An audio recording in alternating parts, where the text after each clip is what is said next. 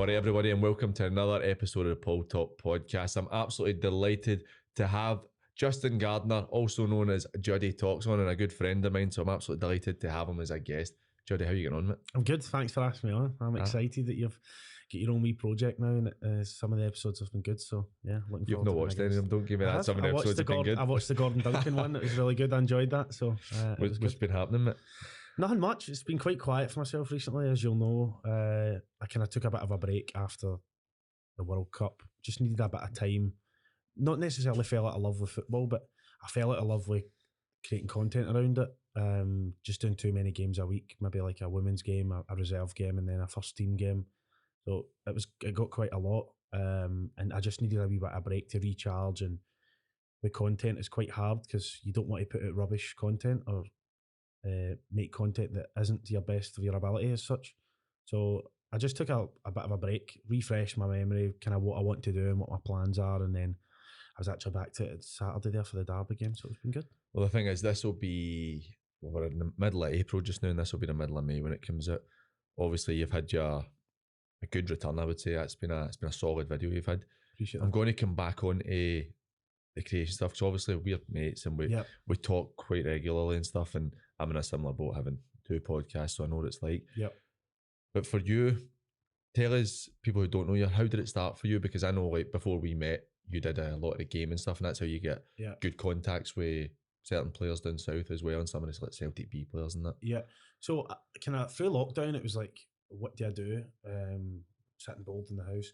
I've always been a big gamer. Like, when I say gamer though, it's maybe a loose term, because a gamer to me is someone who'll play a game and 100% complete it and play a wide variety of games. But I'm just your kind of basic bitch as such. I play like FIFA and Call of Duty, and that's kind of all I've played, and maybe like the odd story game. So I thought, why don't I just play games with my mates and we stream them? Like, I ended up getting a PS4 webcam for like 20 quid on Facebook Marketplace, and done that. And then I done a charity stream for my stepbrother to raise money for that, and played with a few like famous footballers and stuff. And we got a kind of audience from that, and then just kind of kept gaming throughout that time of lockdown, and we actually done quite well. I've been quite lucky. Grew a bit of a following from playing FIFA and COD, and I'm rotten at the both of them, so I don't know why people decided to watch. And it just kind of stemmed from that. So went from gaming, and then the guys that I played Call of Duty with, the footballers, I asked them if they wanted to come on for an hour chat and a podcast. Then next thing you know, like nearly 20 episodes, I guess, from all over the world of football. So how does gaming get so big? Right? I've never been a gamer. Yeah, I would play FIFA occasionally, and I'd play like, do you remember Project Gotham Racing? No. Oh, you're too young for that. I love that, honestly. Me, my dad and my brother used to play that all the time. When was that out? That would have been, I'd have been early 2000s, to be fair. I'd have been 3. I love that. But how do you build a following in gaming? Obviously, particularly now, gaming is huge. I mean, like, you can make a proper career. You see the stuff on Sky Sports, we've got the FIFA World Cup and stuff like that. I take it you never had any plans to go anywhere with that. It was just you and your mates wanted to play, or was there plans to try and do something? I mean, I'm kind of one of the people who always goes, well, what if I do this? This could happen from it. Very early on, but I knew that I would need a lot of luck, a lot of kind of grind and things like that. It's weird, because all it takes is for like someone to notice you, or someone to send their kind of stream over to yours, and then you kind of grow from that. I just kind of word of mouth, to be honest. And it's funny because me and my mate, one of my best mates, Ross, I used to pester him. I used to send him a message every time I was going live, like, oh, share it with the boys, like, get in the live stream so I get a viewer. Because the more viewers you have, the more higher up you go on Twitch's homepage for people to look at you. So I remember sending it to all the boys, and they ended up just getting sick, and oh mate, bolt. I can't be bothered watching you, or like you were playing, or I would ask them to play Call of Duty all the time. And it kind of stemmed from that. And then I met some people through Call of Duty, got the chance to work with Call of Duty at some stages as well, which was really, really cool. And a lot of it was luck, but a lot of it, like when I look back, I was getting up in the morning, like 7, 8 in the morning, and playing Call of Duty till like 2, 3 in the morning sometimes, obviously having some breaks in between. But you look at that, you're doing like a 20-hour shift, so you're putting in work. and then it just kind of stemmed from that. So, but gaming's mad because there's so many people online at one time, and so many people can relate to video games. Like everybody's played a game of FIFA. Like certainly in Scotland, like if you ask anybody, they've played FIFA, they've heard of FIFA. Call of Duty as well. Everybody's had a game of COD at some point when their mates bit or played zombies or something like that. So when you add someone's kind of personality into that, and I quite like to think that I've got a decent outgoing personality where I can relate to people and chat to anybody. So it just depends. You're right place at the right time, but you're putting in a lot of hours. Do you know what I mean? See, there's my third guest, I say Karen Ellis, her brother Stephen. I've never met him. I just know him through her, and he lives in America now because he was a gamer. Right. Like he was ridiculous. And apparently, she told me he used to get slaughtered by his mates and stuff like that because he'd sit in and play games. I mean, he lives in a big smashing house and all that. He's got tens of thousands of followers, 100,000 followers on Twitter, all through gaming, and then obviously it opens up avenues. You mentioned that you would go, "Oh, what if?" No, I know you. You're quite an intentional person. And what was life like before all that stuff for you? Because I know that this type of stuff, interviews and hosting and presenting, that's something you're definitely passionate about, and it's something that I know you want to do. What was life like before you started? Like you said, lockdown. That's when you started the streaming. What was it like before then? I kind of found I didn't have not a purpose in life, but I didn't know where my purpose was. Like, I worked in the fashion industry quite early on. When I was younger, I left school, worked in cruise, worked in Foot Locker, River Island. Kind of tried to go about. I wanted to be a fashion buyer. So, and then I kind of fell away from retail. I noticed that people weren't coming out the shops as much, and I'm quite intelligent in that sense, where I kind of spot things before they kind of happen, or spot trends and things like that. Kind of similar to how the YouTube started, which I'm sure we'll talk about. But I kind of fell away from that, and then I took a kind of gap year out and worked in my local Ladbrokes. Actually really enjoyed it because I liked sports. It touched me up my maths because I hadn't been to school for a while, so it touched me up in that. But then I just ended up kind of going out and partying and things like that, and just working a job in retail again. Worked for a kind of small clothing brand, and done that for a while. I didn't really know what I wanted to do. I think lockdown for me was a bit of a blessing. I mean, it's affected people a lot differently. But I didn't know what I wanted to do, and I kind of spotted a gap within specifically kind of Celtic. No one, being a Celtic fan, no one was creating content around Celtic and or content that I wanted to see. So I thought, right, I'm just going to go and create it myself. But before that, I just didn't know like what I wanted to do. And me and you have had chats about it, and I mean, the time we went up to Auchinleck, I mean, that's about an hour drive. I'm sure I just battered the ear off you for an hour telling you what I want to do and why I want to do it. And there's methods to my madness as such, but I want to create anything I'm passionate about. As long as I can see a long-term goal, I'll go for it and work as hard as I can at it. But before that, nothing really interested me. I just felt it was like a dead-end job as such. And I'm not saying that retail is a dead-end job, but like to me, it was like there was no growth. There was nowhere where, all right, you can become a district manager and an area manager, but you're never going to become the CEO of Foot Locker. Do you know what I mean? Or whatever. Do you know what I mean? So, see, that's something I've spoken about to a couple of different guests that we've had, where I think that, I don't know if it's more prevalent now because you see things on TikTok and Instagram, and you get all that motivational stuff that maybe 5-10 years ago you never got. Yeah. But I feel like there is a massive gap for people where it's like, you said you felt lost, you didn't know what to do. I can understand it. So many people feel like that, and I've always liked about you is you go for it. Where sometimes you get the most people actually get the mentality of, I'm just going to do this job. You got your work, you do your work, you get your money, then you live your life outside, and you kind of rinse and repeat. Did it get to a point for you? And I know, I appreciate you were still really young at that time. Yeah. Still am. You still are. No, you still are. But I'm saying that before lockdown, you were still very young in a sense. I was like 21. Aye, so it's still very young, and nobody really knows what we're going to do at 21. Yep. But was there a moment where you've went, cruise, Foot Locker, this isn't for me, Ladbrokes, this isn't what I need to do. I feel like I need to do something else. So it was in lockdown. I had a really successful month on Twitch, and for people, just to kind of go into the backstory of it, I had a really successful month on Twitch. I had a couple of people who really helped me out as well. So Dwayne Holmes, my close mate, who plays at Huddersfield now, he was a real avid kind of supporter of the Twitch channel, and used to kind of donate money to keep it going and things like that, because that's kind of how it works. It's all kind of subscription based. And he got people in, he got me playing with some footballers and things like that, and that really helped me out. And I'll forever be grateful for him, because if it wasn't for him, I wouldn't have a kind of following in the gaming side to begin with, or I still would have, but it would take a longer time. So I had a really successful month on Twitch and made I think 1,700 and something subscribers that month. So that basically means 1,700 people had paid a $5 just for 1 month. And I went, right, well, that's the most money I'd ever received ever from doing something that I loved. And I went, without too much effort, if that makes sense. So I hadn't really got a plan. It was just, I was doing my thing, having a laugh.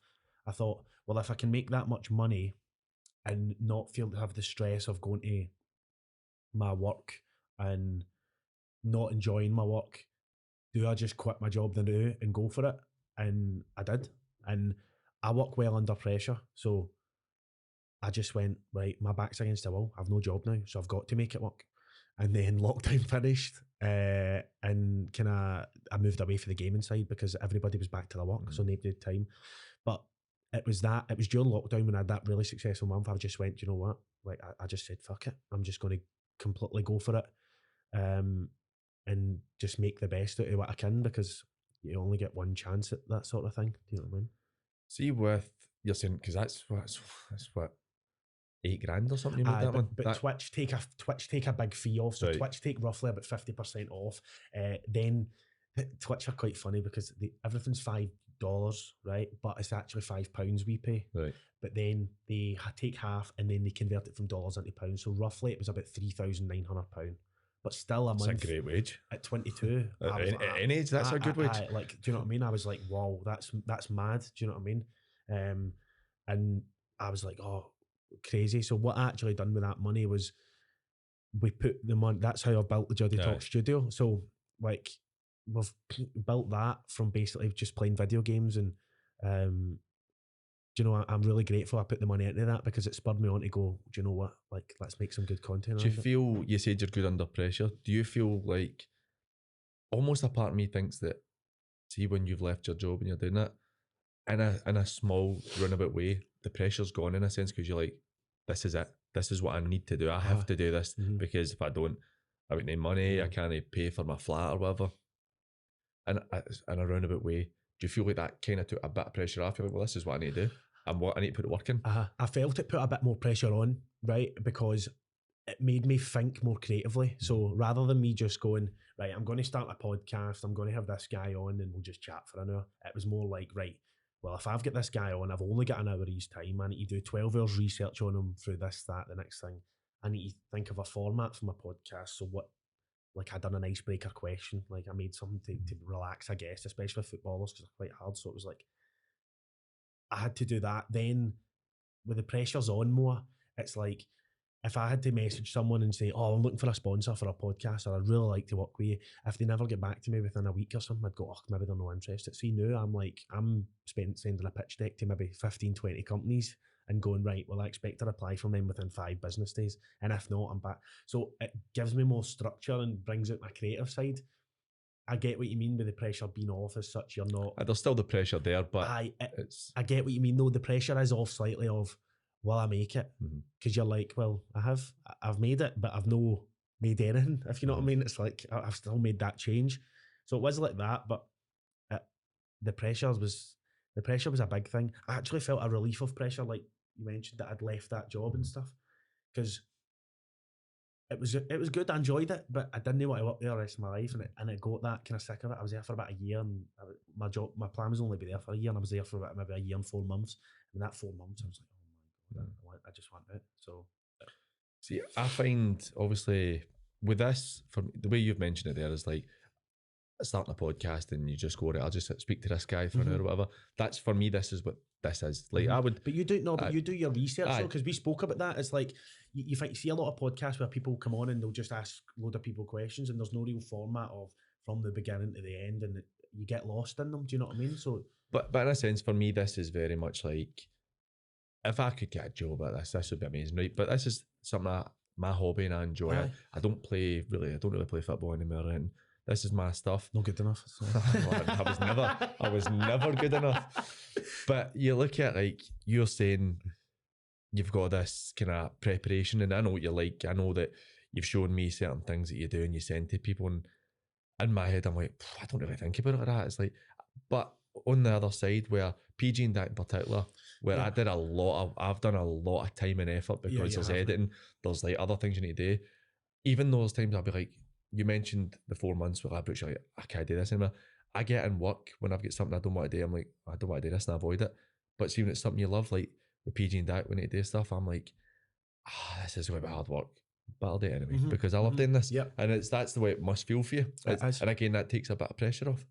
No, it definitely is. It's like, you'll know, like, because I remember when you first kind of started and things, and me and you were chatting, and you'd ask me for stuff, and I'd ask you for stuff as well. And people don't realise, like, how much work actually goes into that, like the hobby of podcasting or YouTubing and things like that, because it does start out as a hobby, and mine's did.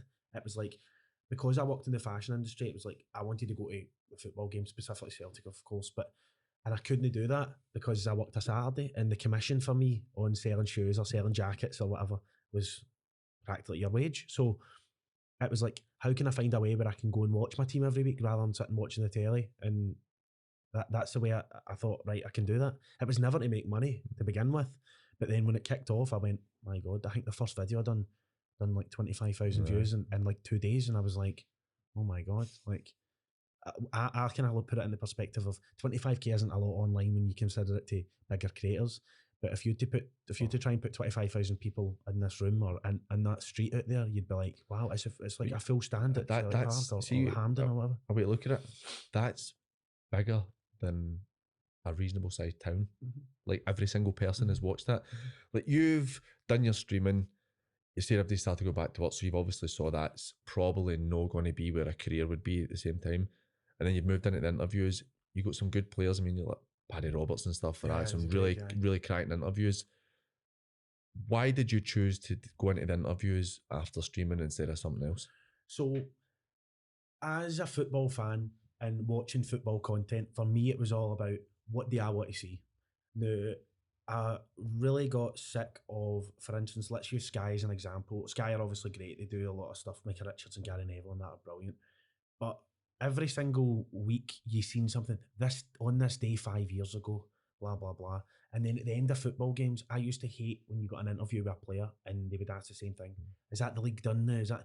Players felt frigid in the media, and I've became friends with, gratefully, with a good few footballers who I speak to stuff about this and what they like about the media, what they don't like about the media.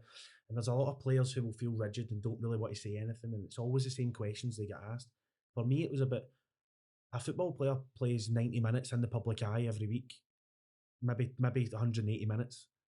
There's so many more hours out there. I want to know what they're up to. Like, how do they think about that? Like, for instance, the best example was, I had Anthony Robinson on, who's absolutely flying now, and he was at Wigan and then went to Fulham from the AC Milan story, which is quite good. He basically found out in a short story, kind of signed for AC Milan, and the day he was signing, they found a heart murmur, and basically he couldn't sign, and Paolo Maldini was telling him he was going to turn him into the best fullback in the world. And anyway, and it all really opened up about it. It was quite emotional about it, and it was really good to hear his side of the story, and that's what I enjoyed about it.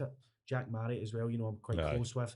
Jack was a great friend of mine. We've became really, really close. We've helped each other, like, mentally as friends, and became almost like brothers. I love the guy to bits. He was at Derby and took a lot of stick because he was noticed out on a golf course when he was injured. And what had basically happened is during lockdown, he needed a hernia operation, and it got delayed, and he delayed his return back to football. And the reason is because they gave his bed to a cancer patient who needed it. So fair enough. And he took all that, but he never came out in the public and mentioned it, and he gets so much stick for it. And we spoke about it, and it was like, I'm sure it was a cancer patient. Please, it might not be, but it was something like that. Someone like a real debilitating disease, and they needed help with it.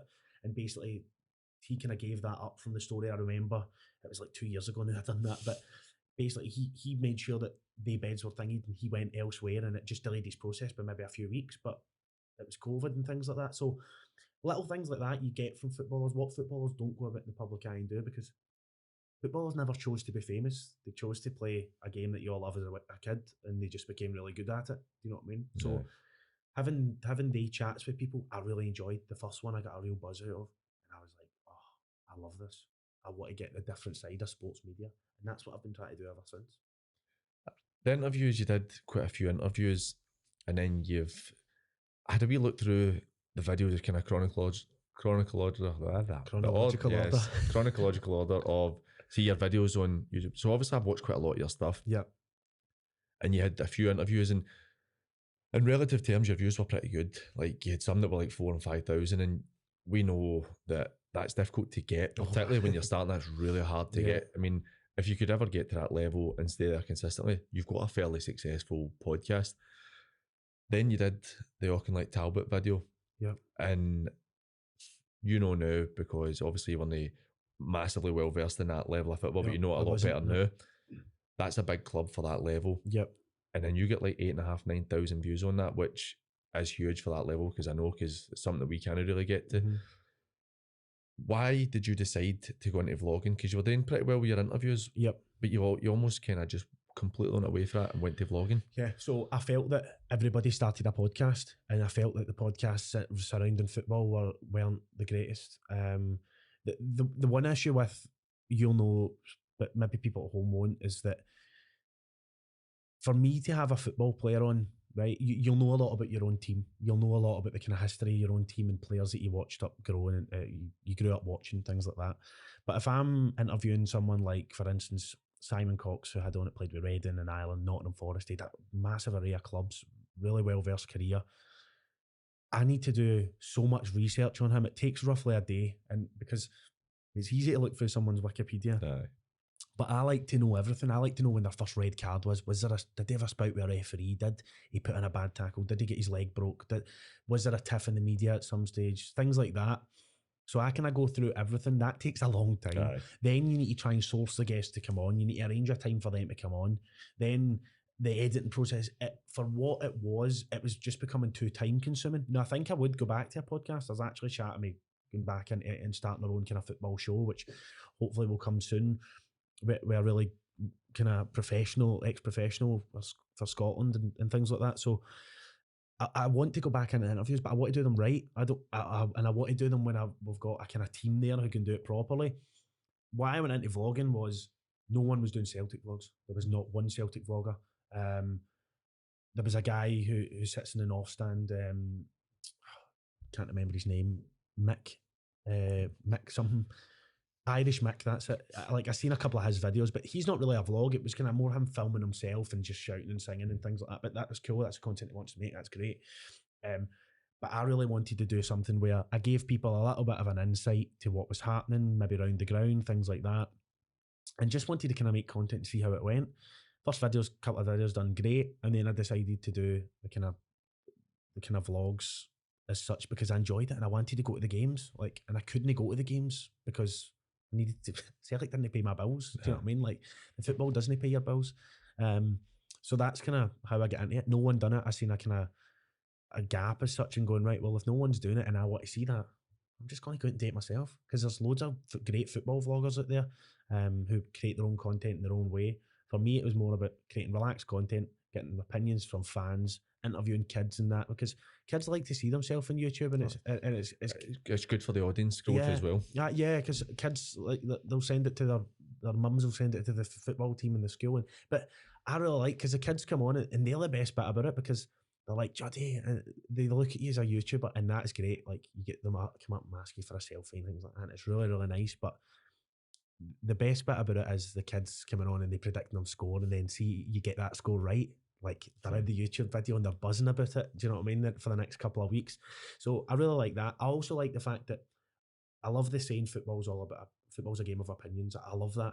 So everybody's entitled to their different opinions, and you get so many different ones. I mean, obviously I create content specifically around Celtic mostly, but there's 60,000 fans going each week, so you're never going to get the same opinion. Like, do you know what I mean? It's everybody's different, and it's good to have a wee bit of a debate before the game, or hear what people's thoughts are, and then people can interact with it. And that's what makes my content and kind of football content relatable. People can comment and have their say and feel part of your channel, and that's Aye, that's why I get into the vlogging. See, you've talking about the kids and that, and I know you do quite a lot of. You've done some of the family stuff and like Yep. the kind of fan of the Aye, we day and done stuff. a fan of the week and A things fan like of the that. We week used to do and and all things. all Yeah. that type of stuff. I think that in terms of vlogging, you look at on a larger scale Thogden, Yep. right? I mean, I genuinely I feel like I'm a bit too old for all that stuff. Yep. But I can appreciate how good his stuff is because I've tried to do my own stuff and I appreciate that. I'll use a smaller example. You get yourself, you get Sam North, and now Blair, McNally, right? Yep. And Blair's really starting to take off and stuff. You all do that well. You just get people involved well. 3 different types of vlogs you do, but you all have a rough thing that's the same. And I think that's something that's really worked well in your favour was bringing people in because you saw that your cup final vlog, 140,000 views. Is that what it's at? That's what it's at now. Is that what it's at now? I didn't know that. I knew it was at 100, like 15, 20, but I never. And then you've got the Rangers 3-0 game last February. It's 125,000. Yep. I knew that was. You really brought in a lot of people with that. Why do you think there was that gap in the market with Celtic? Because there wasn't really anybody doing it before. And I don't watch any Rangers stuff, so I don't know if there's people doing that. But I don't really think there is. That Rangers have got like a couple of really good vloggers. I don't know about good because I don't know. I don't watch the content, but I know there's a guy called, I think his name's Steely. Right. Sharp. Do you know Div? Sharp Div? No. Div's a really nice guy. Actually, he's a Rangers fan. He does the I think it's the Talk Scottish Football podcast with Ryan Lamonti. I do. Aye. He done some of the kind of Rangers vlogs, but again, he kind of took some backlash. From what I understand, he took a bit of backlash and then kind of stopped it. Things like that, which is quite sad because specifically in my experience, all I've tried to do is bring more eyes on my club. I don't talk about what goes on in the boardroom. I don't talk about what goes on out with that, the politics of the club, fan groups. I don't talk about any of that. I talk about specifically what happens on the park, what fans think of the game, and how excited they are to be at Celtic Park. Match day experience, no. Because I know, you know how hard it can be to get tickets for specific games in the country. But Celtic have a massive fan base in Japan, Australia, Ireland. So from me giving people that wee 10, 15 minutes of what it's like to be at the games, it's worth it. I imagine that you mentioned Japan, Australia, America and stuff. I imagine that your viewing figures are pretty high in places like that because you can't really get to see the experience. And I think people love that kind of peek behind the curtain where it's like in with the fans and stuff. So I think that's obviously something that's benefited you. People don't realise what goes into a vlog. So you put out your other one, your one for the Rangers game there was 17, 18 minutes long. I imagine that's been a 12-hour day or something. That maybe close to that. So I'll just talk you through the day then. Go ahead. Basically, I got up at 6:30 a.m, jump my shower, brush my hair. I'll do that myself regularly. Brush my hair, then jump the train from my house through to Dalmarnock. Get off at Dalmarnock, walk up to Celtic Park, get set up in the Celtic way. Usually set up takes about 20 minutes, just getting the tripod out, making sure the mics are programmed correctly at the right decibel levels, getting our correct spot, which I usually go to the right side, the kind of Kerrydale Clover. I like that way because I appreciate that some people don't want to be on camera, and I get that. So I go slightly to the right, so I'm known the Celtic way, I'm known MD's Road, I'm not going to be bothered on MD. If people want to come over, they can come over for a chat. That's the way I think YouTube and that should be done. Do you know what I mean? You shouldn't force MD. I set up the mics, I stand there with the Juddy Talks mic, and people start to come over. Do people just come to you, or do you ask people? They do now. So it's a mixture. Like, see, at the very beginning, I remember I was like one of the kind of charity workers in the street. Oh, mate, you know what I mean? Like, but people, when they come over, they have a good laugh. Some people are like, nah, mate, I'm all right. Some people are like, oh, you know what I mean? You can never please everybody. So, but now you'll get people coming up, specifically at the nighttime games. Now you've got a crowd kind of watching. So, like, to make it even harder, now I've got the mics and stuff, and I'm trying to really polish up the content and make it more like a show and give you a bit of kind of insight of what's happening, players being injured, things like that before the game.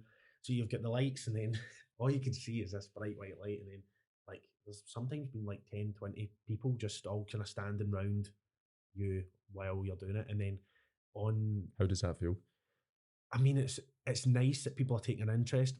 It's very nerve-wracking though. It's like, you can imagine if you, for instance, let's say you work in an office and you've got 10, 20 people in your chair when you're typing your computer. It's nerve-wracking, do you know what I mean? But I've kind of got used to it, and I think I'm glad that being a Celtic fan, you're used to having such big numbers of people who can relate to you or whatever.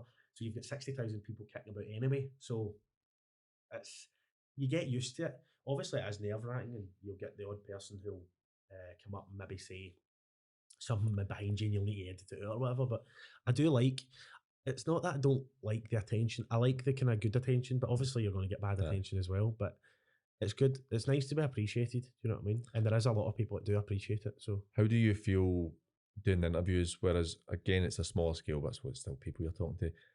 I do the interviews with the managers and players at the West of Scotland level. Absolute canter. Love doing it. Love talking to them. It's mostly guys I know. Yep. See, if I ever have to do a vlog and speak to somebody that isn't involved with a club or a player, that it terrifies me. Like it's funny, like doing this, I'll sit and talk to pretty much anybody and I like it. See, approaching a fan, I suppose maybe it's because it's an older crowd. Me and Dak have done it a few times. We go and speak to people and it's difficult. And you're like, oh, that was hard. And I felt nervous trying to speak to people. Did you ever feel like that, or do you feel like that? No. But yeah. I mean, my first press conference with Celtic was with Kyogo. My second one was with Ange. So I mean, you're starting there. Do you know what I mean? Even interviewing people got really nervous, but it was all about me trying to make them feel calm, because if they were calm, I was going to be calm. So I was like, listen, don't worry. This is basically what I say every week anyway. It's like, I'm not live. You're not live. Don't worry. If you muck up, don't worry. We'll just click stop and start again. We'll not put it in. And if you're not happy with it after we're done, we don't need to put it in the video. Don't worry about it. And getting them feeling calm is the most important thing. But the thing is, the people who necessarily will want to come on for an interview want to be heard. They want to be on. They want to have their 15 minutes of fame. But you know what I mean? They want to give their opinion and send it to their mates and say, look, I was on Juddy Talks this week, or I was chatting to such and such this week. That's what people like to do. Do you know what I mean? But you do get nervous. But going back to, I kind of went off on one there, mate. Going back to like the kind of the 12-hour day. So once you get the equipment set up and sorted, I do all my interviews. Then I'll look at specifics. So I'll do an introduction, but because I was in there quite early, and Celtic have got a lot of Irish travelling fans, so the guys I had on Saturday were from Roscommon. So I don't know if you've seen the video, but they get picked up. One of them get picked up in an ambulance because he missed the bus. So he had an ambulance help him get to the bus station. So which was quite funny. But stories like that you'd never hear. So after that's all kind of done, it's more pack up all the equipment, get everything in, then go to my seat. I was working with a company called So Rare at the weekend, a kind of fantasy football app. So sometimes you can be different seats. So I just say to the people behind me, I say, listen guys, I'm doing a wee bit of filming today. Don't worry, your face isn't going to be in it. If anybody's unhappy with that, please let me know and I'll just blur you out completely. You'll not be in it at all. I'll do my best, whatever. Everybody's doing about you. I've never had anybody say no. They go aye, or see if they go, I don't want to be on film. I'll go, no worries, and I'll just I'll no film them, and what I'll do is I'll put my thing down here. But people are on the telly anyway, like when Sky Sports Cap, things like that. But I think a lot of people mistake, like when I'm filming, I'm doing all this. Like I'm phone's up here.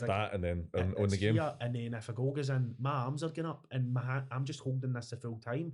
So my arms are going up, and like if I'm jumping about or someone's jumping about, it's because there are people jumping on top of you, which happens as well. But it's good because you get to relive that kind of moment. And then after that's kind of done, I'll go away. Everybody else gets to go to the pub. I don't. I'm literally straight home, get editing. I had a can of beer on the way home actually.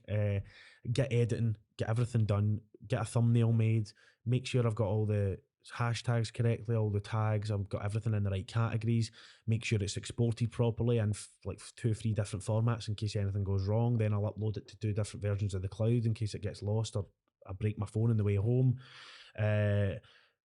That process takes a long time, and then usually I'll finish up editing maybe about 6, 7, 8 o'clock, and then I spend about an hour because I like to really dig into what search engine optimization and what words will help the video get seen more and what makes it relative, because there's nothing worse if you're watching a video on YouTube about football and then it puts you on to something about rugby, you're no interested. So to make sure that you stay in a line with your audience, so it is like getting up at 6 and maybe no finishing till 8 o'clock at night, and then you've still got to upload the video and schedule it for the next day, and then when that comes out.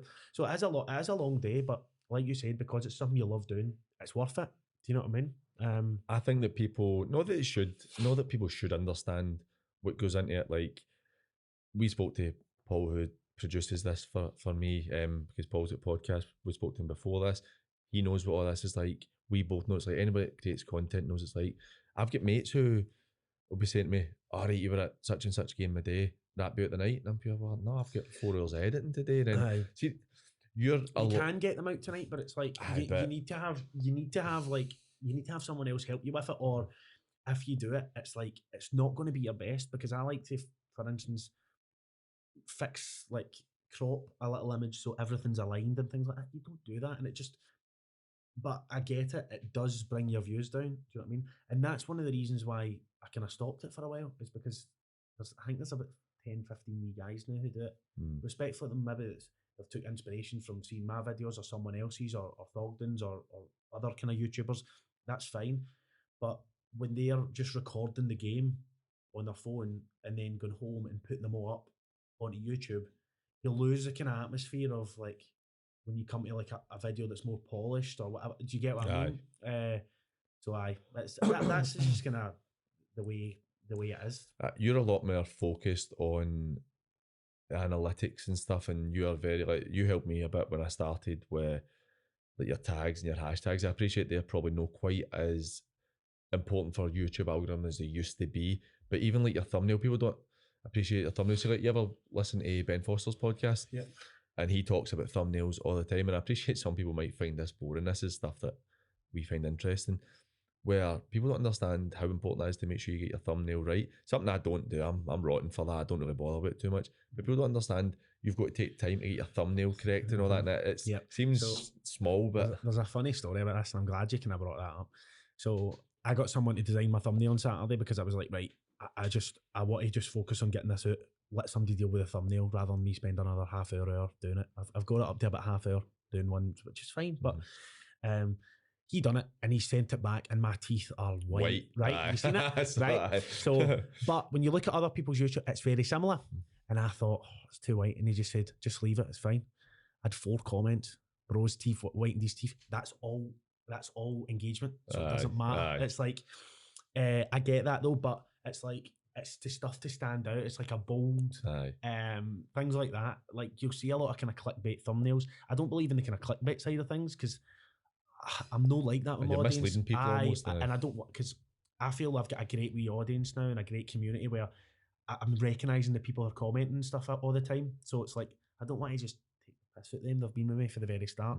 But little things like that, thumbnails, like, he made my teeth so white that I was like, Jesus, even my mum texts me like, even my mum texts me, well, because I've been saying about getting the kind of composite bonding kind of thing, but my mum said, God, have you got veneers? And I was like, but it's like, it's just because that's how thumbnails are kind of designed. It's like when Kim Kardashian puts up a post, if you don't think they're edited, you're absolutely clueless, like when it comes to anything, because everything's edited. Every single model you see out there's got an airbrushed photo. Everything's been done through Lightroom, Photoshop, things like that. Do you know what I mean? That's one of the issues with social media, is a lot of people only look nothing like.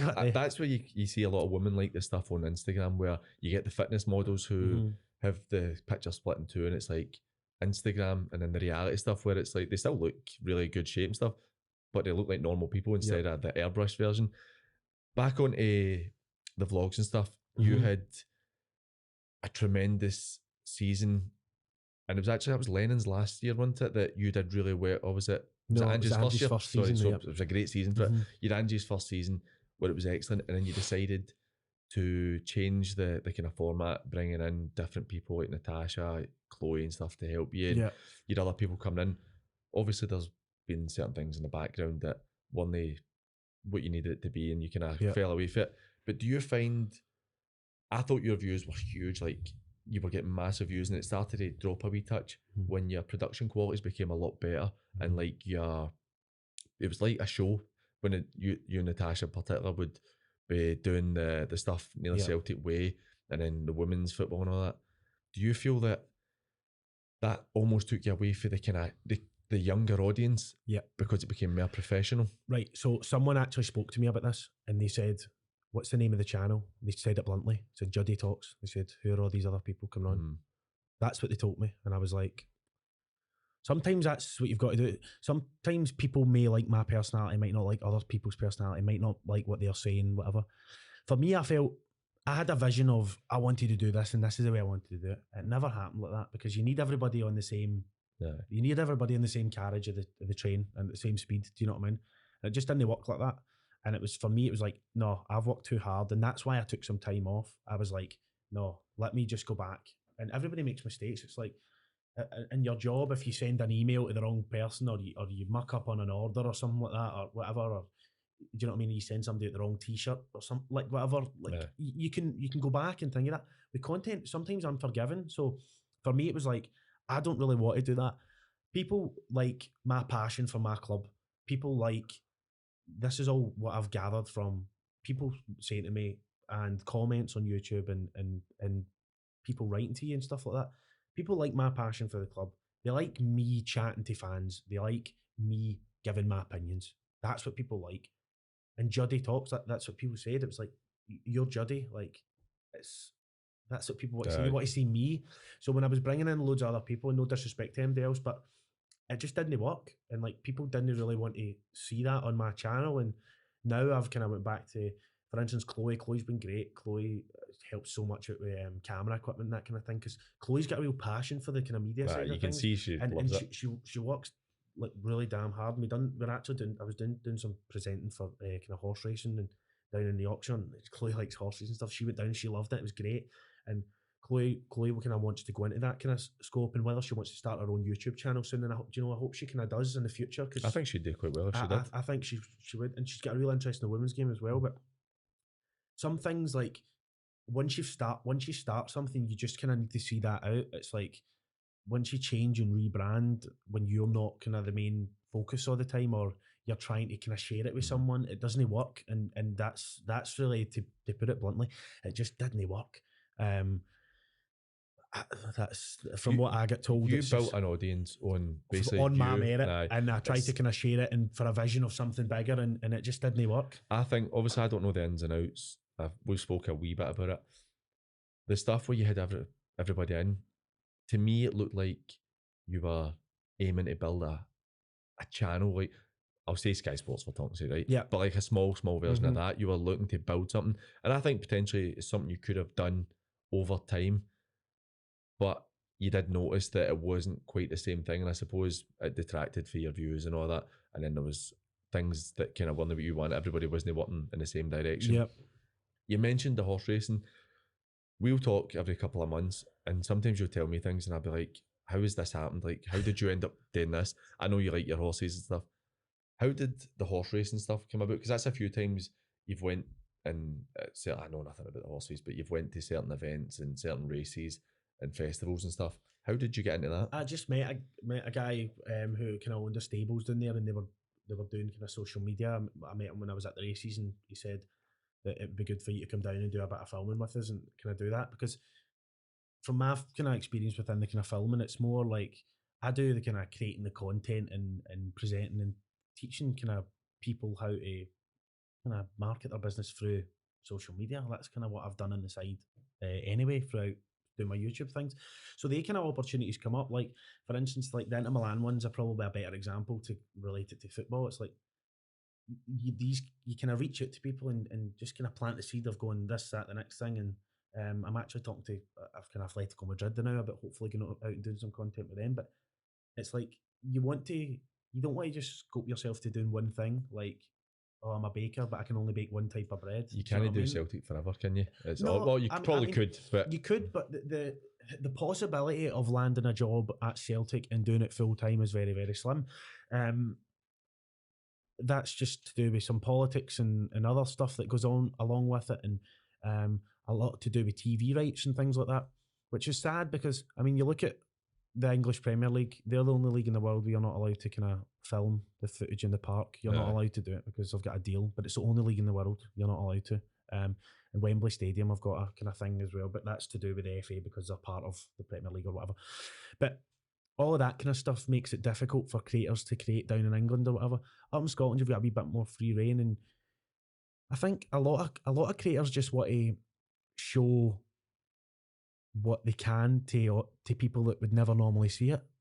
That's I don't know the best way to put it, but it's like you're trying to just show what you can to the best of your ability. My passion's like Celtic, but the way England have done it now is they've got people in full time who will do, like you've got the fan media thing, like that Specs Gonzalez, Robbie Lyle, all of them. They've built channels off the back of Sky Sports, letting fan media come in and doing an event. Like you don't have that up in Scotland. The media up in Scotland isn't great. I'll be honest. Like it's the same stuff all the time from a lot of the clubs, and that's just because they've done it for so long that they're just continuing to do that. They're not really willing to take kind of risks and things like that. But aye, that's just the way it is. Just something when you were talking that it made me think. We'll go back to the Milan stuff because that was obviously a big opportunity for you. See, with Celtic, like people who know me know I'm a Celtic fan as well, and I watch. I like the Celtic YouTube channel. I think I love seeing I've always been really interested to see like the stuff where you do the teammates and all that, and I love that stuff. I feel like particularly clubs in Scotland do not optimise that enough. And you're talking about it'd be hard to get a job full time with Celtic. I think that would be one of the greatest jobs you could have is working for Celtic media and being in with the players all the time as a fan. What kind of stuff do you think that, because you're quite forward thinking, what do you think that could be done to bring along that kind of side of football media in this country in particular? Well, I wrote to the club and basically kind of said I would come in and do this kind of, I'll give them a scope of videos to go and do. I'd help create them, present them, and you could put them out if they wanted to, and I'd offer to do it for free, but you just don't hear back. It's like, there's so much options that players can do. Obviously, the thing is, players aren't, and again, going back to the kind of, from speaking to footballers that I've kind of dealt with and know, they're obviously not entitled or have to do media, but I know for a fact a player would rather make fun content than do a 15-minute interview with the Daily Record, or do you know what I mean? Like they would rather do something that's quite fun. And the thing is, that generates a lot of money for the club. They don't realise that. Massive, I know. I think a lot of clubs don't realise that. And there's a few like kicked onto it now. Like for instance, Sheffield United, some of the content they're battering out there now with creators is ridiculous, and it's good, and they'll be making a coin from it. And I mean, if it builds up over a year and it creates a few £1 million over the course of a few years from sponsors and whatever, because very little work in a sense. Very little plan. Because I do all the kind of script writing and things like that, and a lot of the kind of cool stuff that I implemented into my Juddy Talks podcast when we done the interviews with players. That's kind of stuff I'd like to implement at clubs, with whether it be the Scotland national team, whether it be Celtic, whether it be clubs abroad. You want to just kind of give players feeling relaxed, getting a good laugh at them, and nothing too serious, but keeping things in line with the way the media wants to work there, and just getting good content out for fans. I think fans love footballers, right? They're the most famous people on the planet, footballers, right? I don't care what MD says, they're the most. Everybody knows who Lionel Messi is, everybody knows who Ronaldo is, things like that. People want to see a different side to players. They want to be able to go, you know what, he's right funny, him. Did you see some of the party he came out with? Blah, blah, blah. Like, that's what people want to see. People don't want to see the players warming up to go into training every week. We've seen it. We've seen it every second day for the last 15 years on the YouTube. Do you know what I mean? Oh, no, I completely agree with you. That's a kind of... You're talking about it could be a good moneymaker, right? I love like your Marvel and DC films, right? So I watch a lot of trailers online. So on Marvel and DC, they've made the trailers that they were going to release anyway. They put it on YouTube and it gets tens of millions of views. You don't need to do it. You're literally bringing in money for nothing, really. And I think that's something that a lot of clubs miss out on, because like you said, people love seeing players for their team, regardless if it's Celtic, Rangers, like Talbot, Wraith Rovers. People love seeing their players and love to see them kind of humanized, you know what I mean? It's something that is important to them. I think it's, again, that's me getting off my tangent, but we'll go back to Milan. I remember when you went, we actually joked about me coming with you just to hold the camera for you. You could have as well, because my mate got COVID as well the day before and they couldn't come. I would love to, but Mrs. Gordon would have leathered me if I tried to go. But how did that come about? Because that's one of the biggest clubs in the world. How did the connection? So a guy called Matteo I had a connection on LinkedIn with him. He was the head of partnerships at Inter Milan. Reached out and said, "Hi, blah blah blah. I'm a content creator. I'd love to come out and work with Milan, because Inter. Sorry, shouldn't call them Milan. You get shot for that. I'd love to come out and work with Inter on any sort of project, especially with the connection that they have with Celtic, going back to '67 and the Lisbon." And that was kind of, going back to, how much I kind of thinking I put into stuff. I was like, right, well, I've done Celtic. How can I kind of not move away from Celtic, but give other people an option? Because when I'd done the podcast, it was like I had Crooksy on. Crooksy's a good mate of mine. Crooksy was doing it. Not a good mate of mine, so he's a good mate through Dwayne. But I know him well. He was at Rangers. What Mark Warburton signed him up at Rangers. Never had injuries and stuff. Never really done much, but he's down at Middlesbrough now. Scored yesterday actually, or 3 weeks ago from when I watched it today. But like I had players on, so I had a different audience, and then but my passion was Celtic, and you need to follow your passion. So it was kind of like, well, I can do something that's kind of relating to Celtic, but no too far away, because I don't want to upset people. Do you know what I mean? So reached out to him. He said, "Oh, let me put you in touch with someone at the YouTube team." So anyway, so got in touch with someone. They said, "Right, well, why don't we try and do something because lockdown's finishing, blah blah blah. Let's try and get you out. Do this, do that. Restrictions have been lifted. Okay, cool." So basically, weeks went by, never really heard anything. Then boom, got a message. Hi Juddy, we would love to kind of invite you to our Inter HQ. So basically, in Milan, you kind of go outside of Milan, not where the stadium is, and there's a kind of street, and it's where all the kind of the nice shops are, and it's like the Harrods of kind of London, that kind of street. I don't know what it's called, Oxford almost. Street or something. God knows. Anyway, Sauchiehall Street. Sauchiehall Street. So you go there, and it's all kind of. It's up at the top of a skyscraper, and they've now got Chinese owners. So they've invested a lot of money. So you go in, and they said, "Listen, we'd love to have you along, but this was built during COVID, and no one has ever been in unless you're a player or a member of the club." Player or a member of the club. I went, right, okay. So basically, it's a weird one because I'll tell you a bit about the kind of story of when I went in there. They believe Inter, they don't have, at the San Siro tour, obviously it's a shared stadium between AC and Inter, they don't have their trophies on display. Inters, they believe that the players who win it and the staff have that. Players get to see it on the fans get to see it on kind of trophy day, but then it's kept away. It's a kind of an honour thing. So I was the first person ever to be invited to Inter's HQ.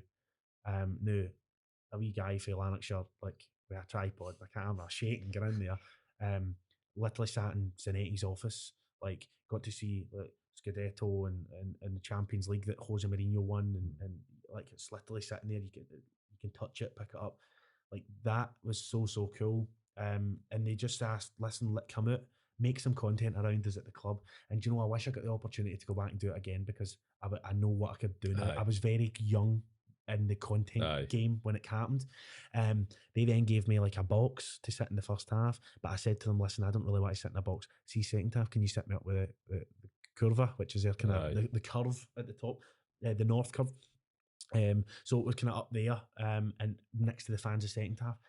And it was such a great time, and I ended up becoming really friendly with quite a few of the Inter staff and the fans and stuff who still watch the videos. And it really that was a moment for me where I went, "There's no way I'm not doing it. There's no way I'm not giving this a right damn good go," because it was just it was insane. It's a ridiculously big opportunity, and it's one of the ones seen in your CV. That's always there. Yeah. You worked with Inter Milan. I was on their YouTube channel, and they asked me to make a video for their YouTube channel.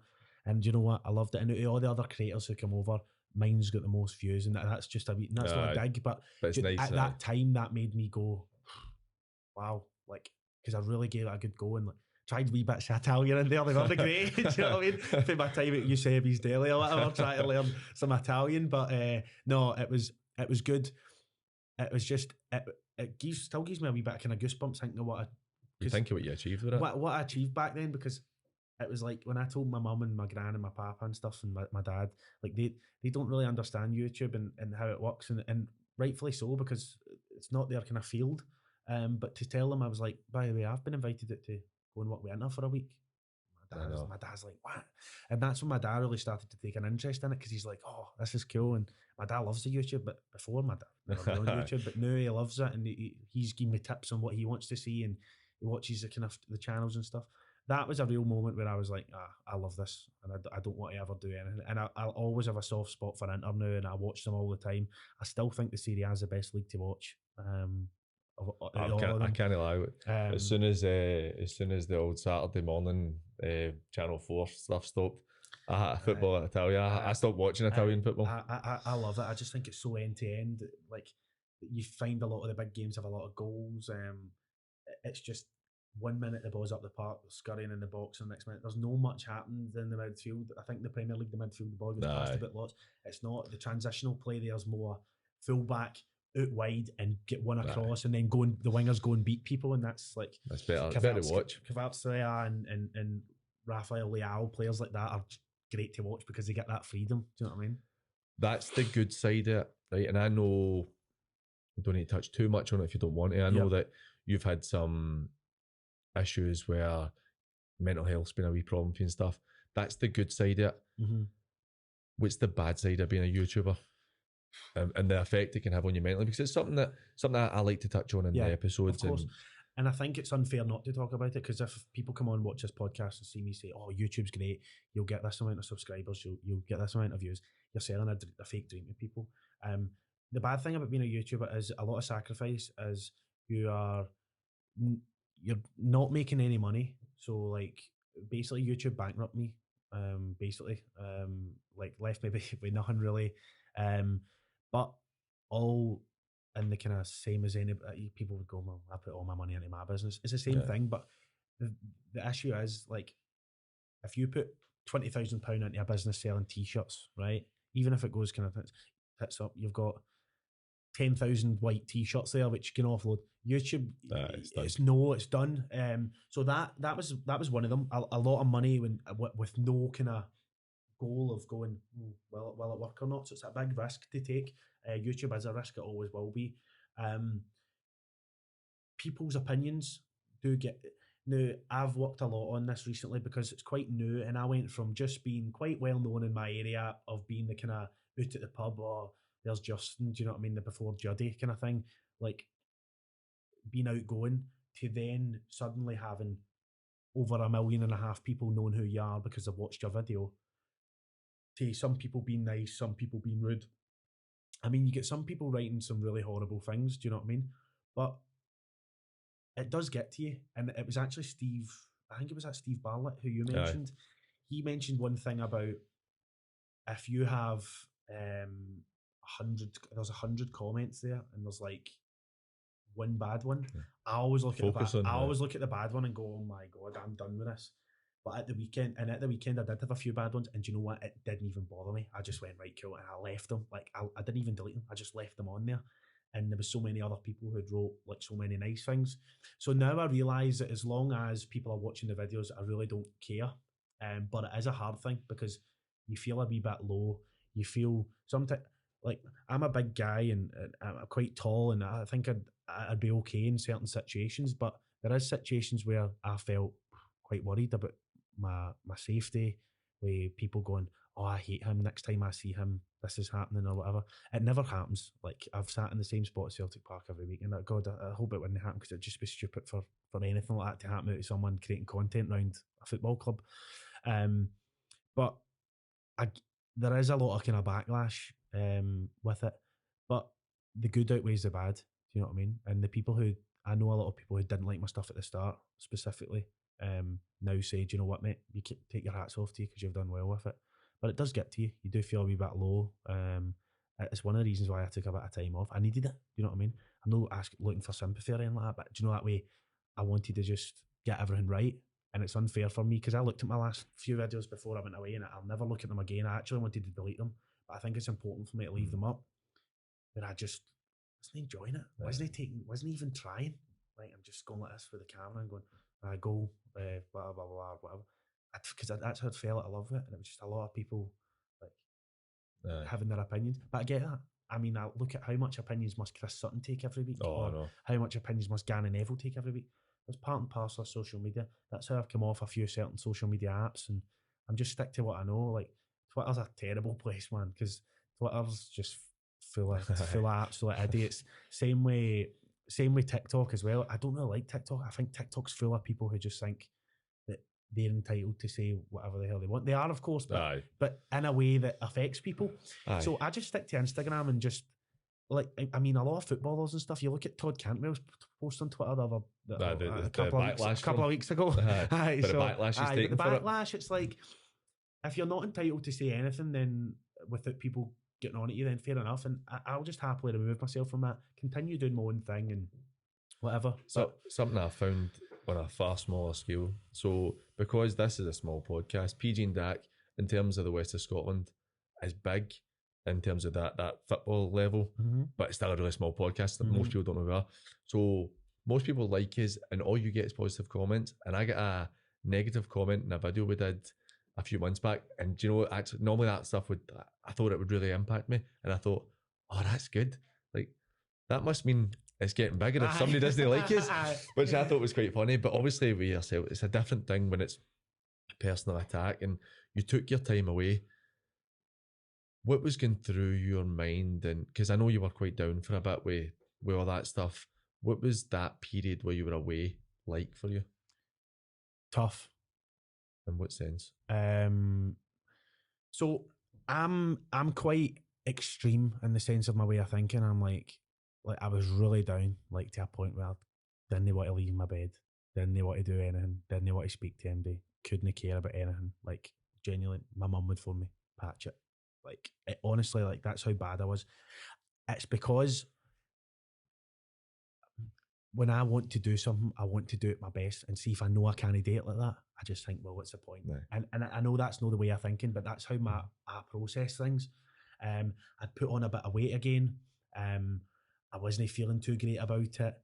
You get comments on social media about your appearance, God, all the time. Helpful, so but at the same time, if you're piling on a bit of beef and you're a bit fat, then if people say you're fat, then you can't they're maybe being mean, but they're being honest in a sense. Do you know what I mean? The baldy one's great all the time, but the baldy's through choice. Do you know what I mean? See, it's for me, that one, like, that's an insult I'll get. Baldy, like, am I bald? So it's like, you get things like that. So the last couple of months, it's been about me kind of getting back up and out now.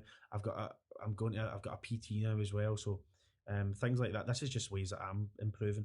I've got a PT now. I've lost a good bit of weight again, back to being kind of relatively fit, but now I'm kind of got a PT who's going to get me. He's going to get me shredded. So, shredded. So I'll need a bigger table next time I come back, right? But no. So just kind of try to get my mental health right, getting myself back into routines, and finding my purpose again and why I got on the journey initially. And Saturday was a massive one for me. Like, if you go through the comments of the YouTube video, you'll kind of see why I was talking about. I was a wee, no emotional. I wasn't sitting greeting like Helene, but it was really, really nice, and to see so many messages, people like, we've missed your videos so much. It's really good to have you back. Like, best Celtic content out there, things like that. Of course, they're subjective, but like things like that, I really enjoy. I really enjoy giving people that experience. So that's what's kind of spurred me back on. I love doing it for other people's reactions, because so many people who can't go to the games or health, and you don't know what's going on with them. Do you know what I mean? And I felt low and stuff like that. So it's good that they can get to watch the videos and things like that, or relate to you. Do you know what I mean? They can relate to somebody. But that period was really tough. Because kind of when you stop YouTube, you stop all your income. So you go from not making massive amounts of money anyway, but you basically just go from having nothing, and then your mates are all going out at the weekend, and you're like, listen, mate, can I go out? Or the family's going out for dinner, and I'm like, nah, listen, I'm not going out. Or, do you know what I mean? Because you can't put your hand in your pocket to pay it and things like that. But that's just part of life, and everybody's going through that now, I think, with the whole cost of living thing. But it was really tough, because I felt like not only was that side against me, the financial side was against me, my mental health was against me, my physical health was against me. I was picking up an illness every couple of weeks. I was getting a cold, or I was getting a chest infection, or I was getting sore heads and whatever, and I'd never had that before. Like, I never missed a day at school. I was one of them. Do you know what I mean? Like, I very rarely missed a day at school. So it was a real big adjustment, but glad to be kind of back now and in front of a camera again and all that kind of thing. But sometimes you need a wee break like that. I think so as well. And I think something when I'm said earlier about, you have that relief in a sense where you've left your job, YouTube or whatever is what you're going to do. But on the flip side, when you stop doing it, like, that's something that I take my hat off to, and I feel that I've got fortunate with it. I've got a decent job. I don't worry about my bills getting paid if I don't do a video for YouTube. Whereas yourself, I mentioned Sam and Blair and that earlier, because it's guys I know.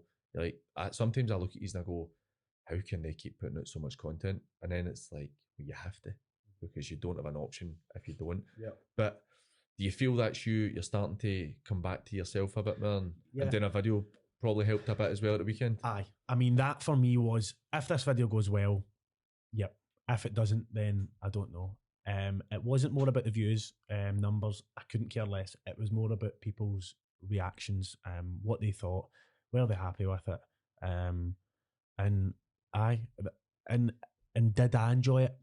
And I did. I really, I damn did enjoy it. It was good. It was good to be back at Celtic and making videos around them, and you know, I really did enjoy it. So I think that gives me scope now to say, right, now let me go away and if I want to continue doing the vlogs and stuff, let me try and find a different way to do them. I still want to do the kind of vlogs. There might be ways where we can do it with people who are specifically involved with Celtic, or people who've got an audience who Celtic fans work with, and do cool kind of collaborative videos. And because I don't want to just repeat the same thing over and over again. I don't want to just do the Celtic home games, or, but obviously Celtic away games are tough, and you don't really want to try and go and do every single game, and because people just get bored. You kind of want to mix it up.